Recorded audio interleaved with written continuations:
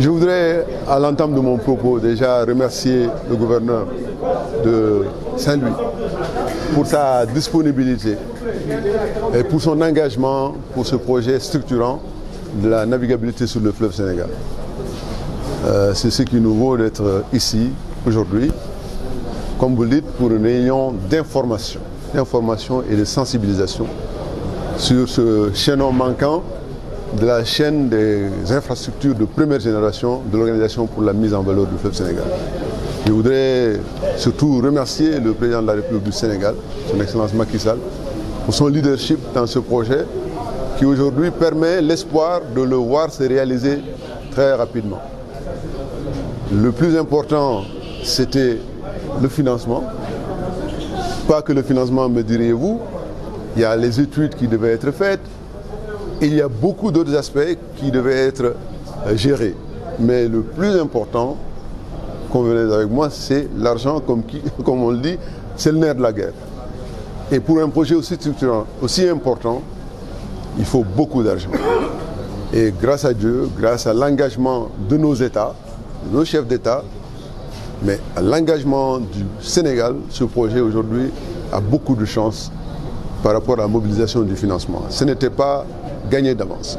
Je voudrais saluer le président de la République du Sénégal, le peuple sénégalais, mais également nos États membres, la Mauritanie, avec son président, le Mali avec son président, la Guinée également avec son président, parce que l'OMVS c'est une famille. Et c'est cette famille qui montre aujourd'hui à la face du monde qu'elle est unie, et c'est pourquoi elle est citée en référence partout comme un modèle de gestion des eaux partagées du fleuve. Parce que si nous parlons de navigation sur le fleuve aujourd'hui, c'est parce qu'il y a une gestion harmonieuse, j'allais dire, des ressources en eau du fleuve Sénégal. Ce préalable étant satisfait, je voudrais dire que cette réunion de Saint-Louis est une étape importante dans la dynamique de réalisation du projet. Parce que pour que ce projet se réalise, il faut une bonne information. Il faut surtout que les populations qui en sont les premières bénéficiaires soient conscientes des enjeux. Je crois qu'elles le sont. Mais que nous venions à elles, à travers leurs élus, à travers les représentants des administrations, pour davantage d'explications sur ce qui n'est pas compris, pour un engagement, j'allais dire, total, parce que sans cet engagement, ce projet ne verra pas le jour, parce que c'est un projet complexe.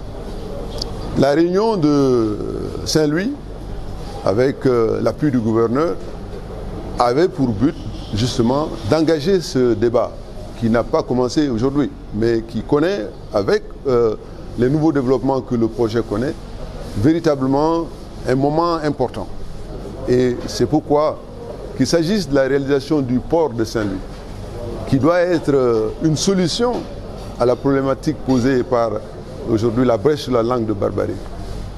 Les études ont démontré, et le démontreront surtout en coordination étroite avec l'ADM, que des solutions techniques peuvent exister et la réalisation du port de Saint-Louis doit être une de ces solutions techniques pour la stabilisation de la brèche, pour diminuer son impact négatif aujourd'hui, en faire plutôt un levier, et c'est possible, pour le développement de Saint-Louis. Le projet de navigabilité du fleuve Sénégal, c'est d'abord et avant tout un projet de Saint-Louis.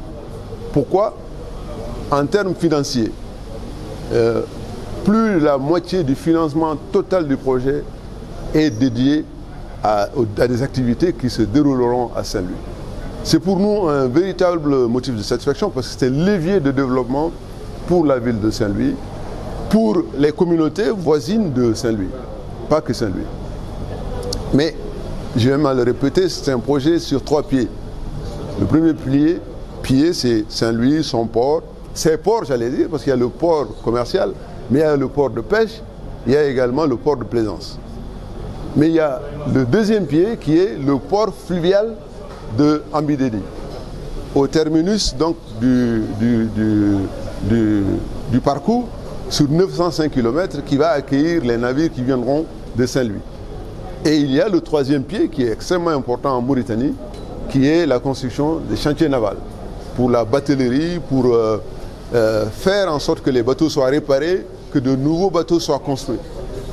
Mais l'ambition du projet, c'est véritablement de réveiller les villes riveraines qui aujourd'hui sont en sommeil, je le dis, parce que c'est des villes qui ont connu par le passé une activité économique notable à cause du fleuve, et nous sommes sûrs que ce projet de navigation, une fois réalisé, permettra à ces villes comme Podor, comme Matam, comme Bogué, comme Kay, de revivre pleinement, et cela au regard des ambitions légitimes que nourrissent les populations.